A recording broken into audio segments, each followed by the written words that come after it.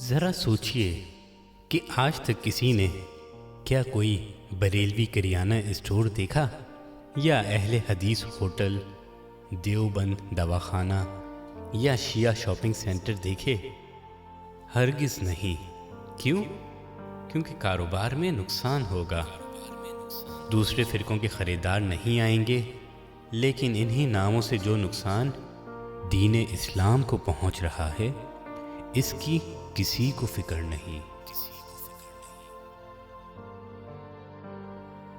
آئیے اللہ سے دعا کرتے ہیں، اے اللہ تو میرا پروردگار ہے، تیرے سوا کوئی الہ نہیں، تو نے مجھے پیدا کیا ہے اور میں تیرا ہی بندہ ہوں، اور اپنی استطاعت کے مطابق تیرے عہد اور وعدے پر قائم ہوں۔